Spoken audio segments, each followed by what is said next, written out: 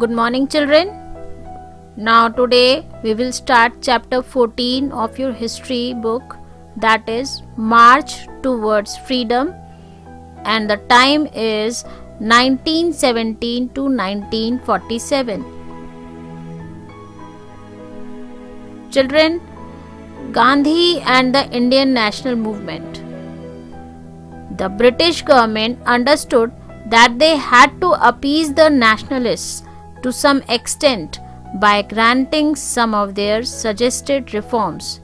Hence, the Government of India Act of 1919 or the Montague-Chelmsford reforms was passed by the British government to bring the anti-British movement under control. The act disappointed the Indians as the real power still remained with the British. Protests erupted across the country and a new era of struggle emerged, the Gandhian era. Gandhian era. Mahatma Gandhi was a lawyer by a profession who practiced in South Africa. He fought against the British repression of Indians in South Africa. In 1915, he returned India and applied his novel method of protest against oppression and unjust laws. The people under his leadership practiced open defiance of laws, boycotting of law courts, offices and foreign goods, non-payment of taxes and peaceful demonstrations. Now we will go through the Gandhiji's early campaigns. Gandhiji's campaigns at Kheda, Champaran and Ahmedabad brought him into the political limelight. Champaran.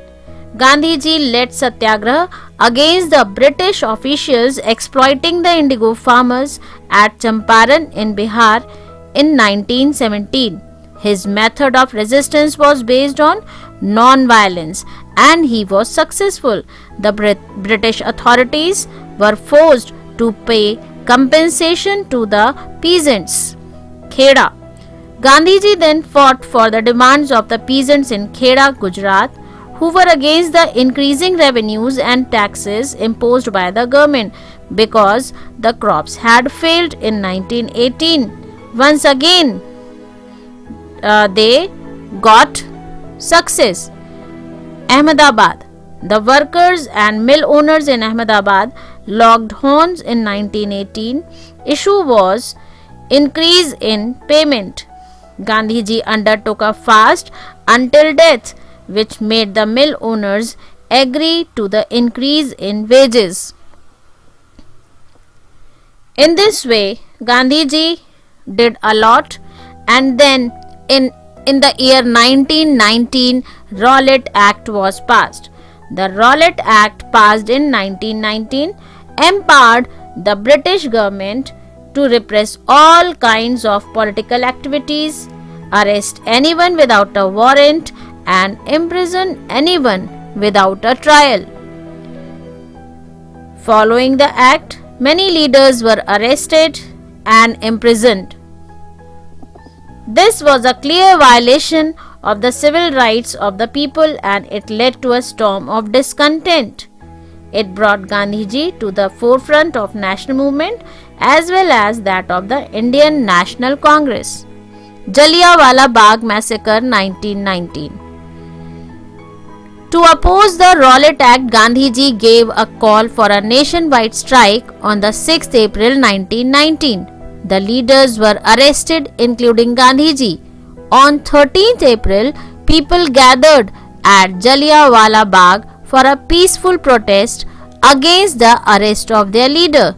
No sooner had the meeting begun, General Dyer, a British military officer, arrived with his troops and ordered them to open fire on the crowd. Thousands of people killed, as none of them could defend themselves from the gunshot. The massacre was a turning point in the history of the struggle for freedom. It strengthened the people's determination to fight against oppression and gain freedom with Mahatma Gandhi leading the way. Khilafat movement. Children, Turkey was defeated in the First World War. The British deposed the Caliph, from his position. Khalifa was forced to sign the harsh treaty. Muslims all over the world felt humiliated as Khalifa was the religious head of the worldwide Muslim community. Khilafat movement was launched and leaders were Maulana Abul Kalam Azad, M.A. Ansari, Saifuddin Kichliu, Ali brothers, and that were Shaukat Ali and Muhammad Ali. All India Khilafat Conference were organized on 23rd November 1919 in Delhi. Khilafat Manifesto was published and the aim was to protect the Caliphate. Mahatma Gandhi used this opportunity to bring together the Hindus and the Muslims by merging Khilafat issue with non-cooperation movement. Causes for the common feeling of anger towards the British. The Montague-Chelmsford reforms, Jallianwala Bagh massacre, the Khilafat movement. A mass movement was launched and the year was 1920. Leader Gandhiji, everybody would not cooperate with the British government. The intention was to bring the administration to a standstill. People gave up their government posts and titles. Tagore gave up his honored title of Sir. Gandhiji returned the Kasre-Hind title because these titles had been given to them by the British. People boycotted the civil services, jobs, army and police forces and other government offices. Taxes were not paid to the government. They refused to cast their votes. Thousands of students and teachers left schools. The people in administration resigned. Foreign goods were burnt in a bonfire. Many strikes took place all over the country.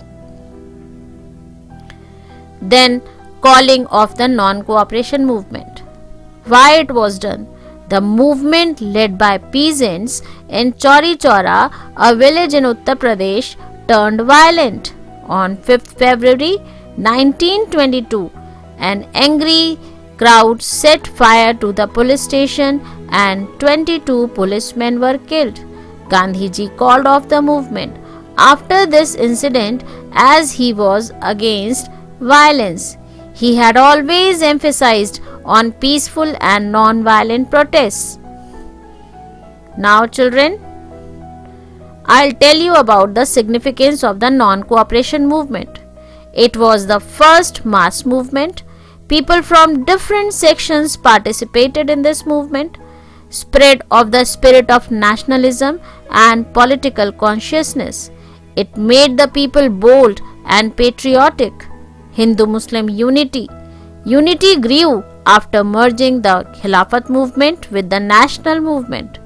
Non-violence became the main weapon of the Indians in the freedom struggle. Schools and other national institutions created a sense of self-reliance and dignity among the Indians. Now, this is the time for questions. Question number 1. When did Jallianwala Bagh massacre take place? Name the leaders of the Khilafat movement. Question 3. Name the first mass movement launched by Gandhiji. Question 4. Who gave up the title of Kasre-Hind? Question 5. Why did Gandhiji call off the non-cooperation movement?